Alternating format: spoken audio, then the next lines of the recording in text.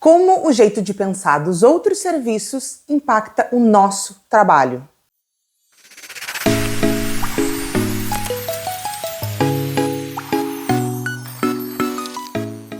O lugar social que a assistência social ocupa, que o SUAS ocupa, muitas vezes define a nossa percepção de valor, muitas vezes define como a gente desenvolve o nosso trabalho.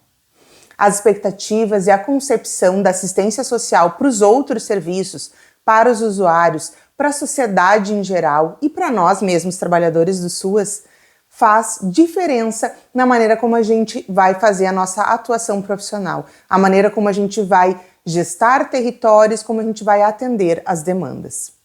Isso mesmo. E aí eu quero te convidar a pensar um pouco e tentar perceber como que isso acontece no dia a dia e que muitas vezes vai passando batido. Quando a gente para pensar como que os usuários nos veem, muitas vezes está dentro desse terreno da ajuda, né? E é uma ajuda que por exemplo, isso fica muito nítido para mim quando a gente pensa nos benefícios eventuais. Eu vou lá para ver se tem uma cesta básica para mim. Eu vou lá ver se ainda tem VT, né, o Vale Transporte. E tantas outras situações que acontecem que dão esse lugar não do direito, mas um lugar que parece que é o lugar da sobra. Se sobrar uma cesta básica vai ter para mim. Ou se de repente a minha técnica, que é muito boa, vai segurar uma cesta para mim. Muitas vezes fica até pessoalizado com um profissional, com um técnico ou com um educador, bem dentro dessa lógica de que não é direito da pessoa, é uma coisa que alguém vai conseguir, que alguém vai assegurar no nível pessoal, ou que se sobrar, ela vai poder usufruir. Então a gente já vê aí o impacto disso e quantas vezes nós, trabalhadores do SUAS, somos colocados nesse lugar de inferioridade por conta de que os usuários do SUAS estão nesse lugar. Quantas vezes nós somos identificados com os usuários e a gente, num processo cotidiano de um grande esgotamento, a gente luta para que os usuários sejam vistos como sujeitos de direitos. A gente se coloca esse discurso, coloca energia nisso, mas muitas vezes a gente não consegue fazer esse mesmo movimento em relação a nós mesmos, em relação aos trabalhadores do SUAS estarem nesse lugar de uma voz ativa, intelectual, de produção de saber, de produção de tecnologia. A gente não consegue se colocar. Então a gente acaba muitas vezes se sentindo inferiorizado em relação a outros profissionais e até mesmo em relação às outras políticas por conta do lugar social que os usuários do SUAS estão colocados, né, dentro do senso comum. E isso também fica muito nítido quando a gente pensa como a sociedade geral vê assistência social. Em algum momento, a gente já foi interpelado por alguém dizendo eu tenho umas coisinhas que eu não quero mais, que eu queria dar para doação, tu não quer levar lá pro teu pessoal? Que no caso, nosso pessoal são os usuários do SUAS, né? E aí vem essa ideia de que tem umas coisinhas que não estão muito boas, mas para quem não tem nada dá, né? Ou seja, aquela ideia de que o usuário precisa aceitar o que vem, porque ele não tem. Então, se ele não tem, qualquer coisa serve, qualquer coisa basta. E muitas vezes essa lógica também é aplicada a nós trabalhadores. E a gente não consegue perceber com tanta nitidez quanto a gente consegue perceber esses movimentos em relação aos usuários que a gente atende. Essa ideia de que a gente trabalha com a doação, que a gente trabalha com a caridade, também afeta diretamente em como que a gente desenvolve o nosso trabalho com os usuários.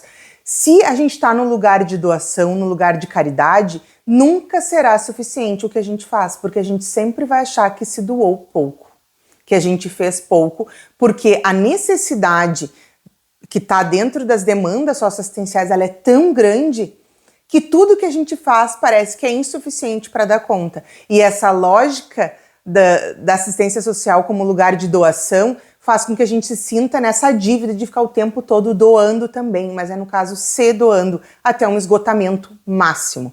E isso é muito comum ver acontecer com vários profissionais que trabalham no SUAS. Outro ponto de vista é a respeito dos colegas de outras políticas sociais. Como que as outras políticas nos veem? É muito comum que as outras políticas não saibam dizer o que a gente faz. É muito comum que, inclusive, os próprios trabalhadores do SUAS tenham dificuldade de dizer o que a gente faz, o que a gente atende, qual é os limites da nossa atuação, qual é o foco da nossa atuação. E dentro desse processo, dessa dificuldade de estabelecer limites, gera que as outras políticas nos vejam como o lugar de quem atua na falta.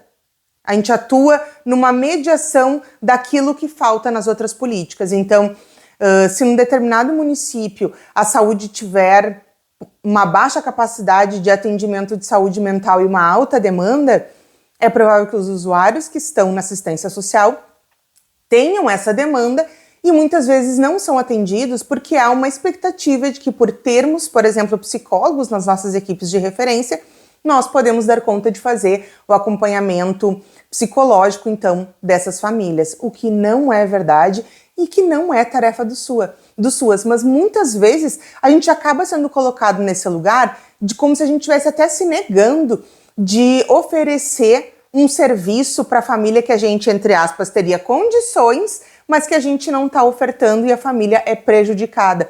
E a gente é colocado, então, nesse lugar de, se a saúde não dá conta, por que a assistência social não pode fazer, já que tem um profissional lá? Né? Já faz com as famílias que estão lá, isso alivia a saúde, olha como fica bom para todo mundo. Mas não fica bom para os SUAS, porque não é o objeto do nosso trabalho justamente fazer esse tipo de acompanhamento. A gente tem várias diretrizes que trabalham com isso. Esse é só um exemplo, mas isso acontece com várias outras políticas, com vários outros órgãos do sistema de garantia de direitos que nos entendem nesse lugar de uma política que cabe qualquer coisa, qualquer atividade profissional, porque, afinal de contas, a gente trabalha no que todo mundo não dá conta. E nessa expectativa a gente nunca vai atender. Então nós sempre vamos estar fazendo algo que os outros não estão dando conta e vamos ser responsabilizados por não dar conta também, mesmo não sendo a nossa atribuição. Então, a concepção dos outros serviços, das outras pessoas da sociedade em geral em relação à nossa política, a política de assistência social, gera muitas vezes uma demanda que não é nossa. Gera muitas vezes um acumulado de atribuições que são nos colocadas, mas que não tem nenhuma sustentação em nenhuma das nossas diretrizes. Pode acontecer também da gente ter esse lugar social, como eu disse, tão afetado que nós acabamos tentando fazer todas as coisas que são nos colocadas e a gente vai se esgotando, a gente vai criando ambientes e estruturas extremamente assediadoras por a gente não estabelecer limite. Outro ponto que é muito comum é a hierarquização entre os profissionais. Já parou para pensar, tu já te viu nessa situação em que nós, assistentes sociais, psicólogos, educadores, temos o nosso lugar diminuído em relação a outros profissionais? Muitas vezes é em relação ao médico, ao juiz, que são aí categorias que têm já um consolidado, né, um prestígio, e muitas vezes a gente é colocado, a nossa voz, a nossa expertise, a nossa produção de saber intelectual é diminuída, é desvalorizada em relação a essas outras profissões. E isso também acontece muitas vezes dentro da mesma profissão. Assistente social e psicólogo que estão no SUAS têm a sua palavra, a sua avaliação, a sua análise diminuída em relação a profissionais que são assistentes sociais e psicólogos e estão em outros espaços, em outros órgãos, em outras políticas. E isso acontece, é a materialidade justamente dessa subserviência, dessa inferiorização que se tem em relação ao SUAS e que muitas vezes vai passando batida nas relações. E isso é tão grave e é tão profundo que os próprios profissionais começam a se sentir inferiorizados e começam a ficar numa postura de servidão, de dizer, não, o que tu quer que eu faça? E não conseguem compreender a sua autoridade, a sua expertise dentro da área do social e que ninguém melhor do que nós sabemos o que a gente está fazendo aqui. Então, esse lugar, ele é tão importante da gente se colocar nessa postura, da gente ter essa segurança no nosso conhecimento, de ter essa segurança no que nós fazemos dentro da política de assistência social, que isso nos dá a condição também de elevar e de potencializar essa política dentro dos territórios e em relação a todos os serviços da sociedade em geral.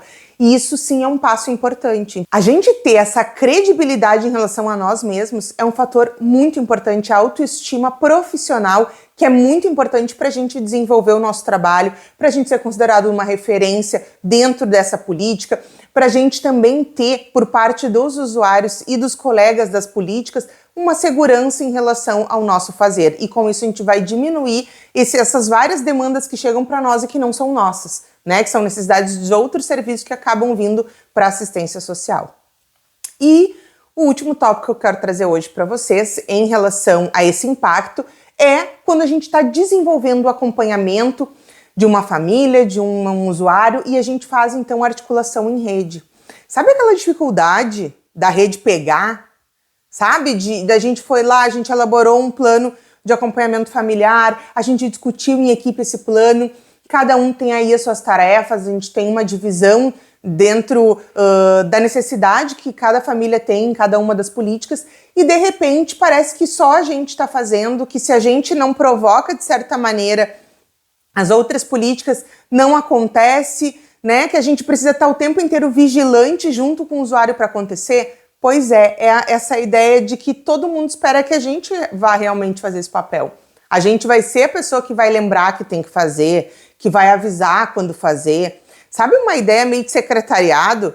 Eu já me senti várias vezes sendo a secretária dos colegas, sabe? E talvez tu também já tenha te sentido assim, de ser essa pessoa que registra quando precisa ser feito, o que precisa ser feito, que lembra o colega, né, das atividades, que muitas vezes tem que brigar, inclusive, para o usuário conseguir acessar em outras políticas, recursos, bens, ser inserido em programas que os próprios colegas das outras políticas deveriam estar fazendo essa mediação para o acesso a esse direito. Então, a gente, quando vê esse cenário todo, a gente precisa se perceber como o verdadeiro agente da mudança. É nós que vamos mudar a concepção que tem do SUAS. O SUAS, eles somos nós.